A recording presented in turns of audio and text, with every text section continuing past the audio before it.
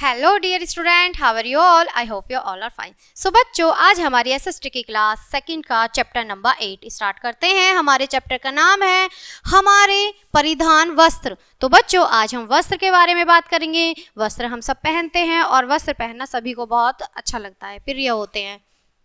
एक नहीं, 100 वस्त्र पहन लें, वस्त्रों में तो कुछ कह ही नहीं सकते। सो बच्चों, चैप्टर स्टार्ट करते हैं हम इसी के साथ, ठीक है। भोजन व जल की तरह वस्त्र भी हमारे जीवन की मूलभूत आवश्यकता है। वस्त्रों द्वारा हम सभ्य तथा सुंदर दिखते हैं। संसार के विभिन्न लोग विभिन्न प्रकार की वेशभूषा धारण करते हैं, ठीक है बच्चों। जितने भी संसार में लोग होते हैं वो अपने अपने तरीके से कपड़े पहनते हैं, ठीक है। सूती, रेशमी और ऊनी और सिंथेटिक, ये 4 प्रकार के वस्त्र होते हैं। आइए देखें कि ये वस्त्र हमें कैसे प्राप्त होते हैं, ठीक है। सूती वस्त्र, ठीक है। सूती वस्त्र हमें कपास के पौधों से प्राप्त होते हैं। किसान कपास को खेतों में उगाता है। कपास के फूलों के बाद उनसे जो फल प्राप्त होता है वह हमें रेशे के रूप में प्राप्त होता है। इस रेशे के कपास के बीजों को अलग करके रुई को काटकर सूत बनाया जाता है। सूत काटने के लिए हाथ के चरखों का प्रयोग किया जाता है और बड़ी बड़ी मिलों में भी मशीनें द्वारा सूत काटा जाता है, ठीक है। सूत तैयार होने के बाद रंगीन वस्त्र बनाने के लिए सूत को रंगा जाता है बच्चों, ठीक है।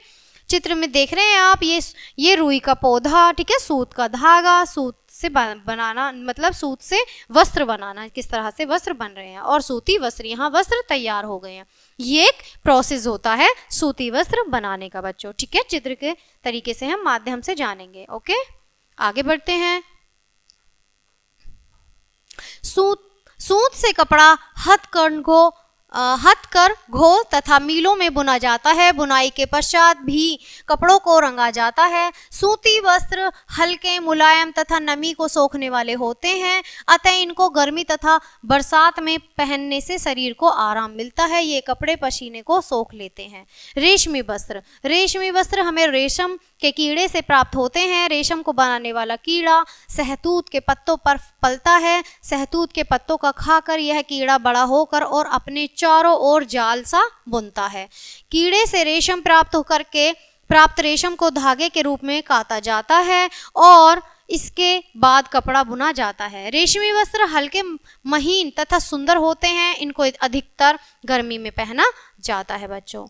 अब यहाँ पर भी बच्चों पिक्चर दी गई है कि किस तरह से पहले रेशम का कीट होता है, जो कीड़ा होता है रेशम का, ठीक है। फिर कोकून यानी कि वो निकालता है, ठीक है, रेशमी धागा, फिर रेशमी धागा बनता है और उसके बाद रेशम का कपड़ा निकलता है। फिर रेशमी साड़ी, रेशमी सूट, रेशमी हर तरह का वस्त्र बनाया जा सकता है, ठीक है। आगे देखेंगे ऊनी वस्त्र, ठीक है।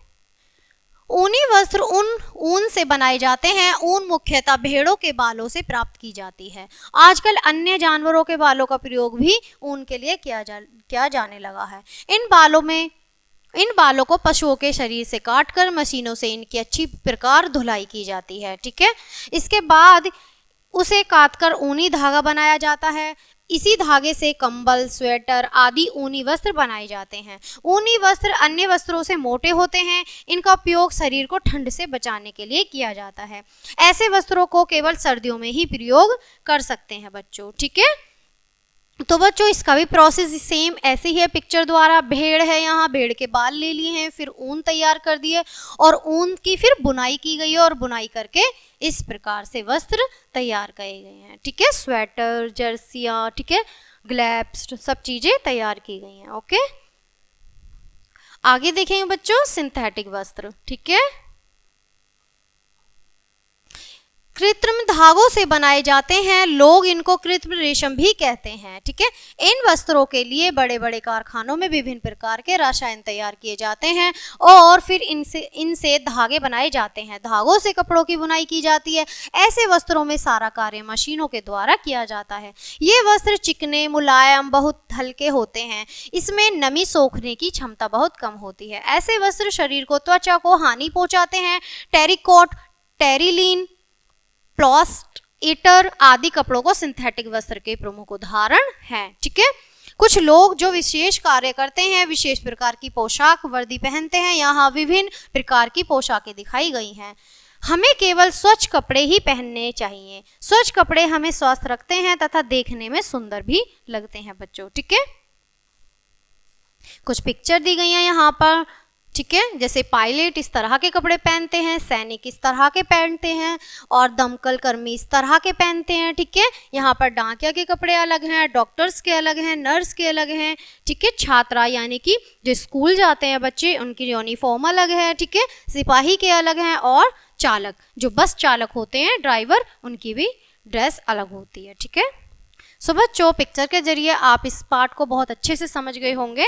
आई होप आपने इस चैप्टर को बहुत अच्छे से एंजॉय किया होगा और अच्छे से समझा होगा। सो बच्चों ये चैप्टर यहीं फिनिश होता है। मिलती हूँ मैं आपसे नेक्स्ट चैप्टर में नेक्स्ट वीडियो के साथ। तब तक के लिए बाय बाय।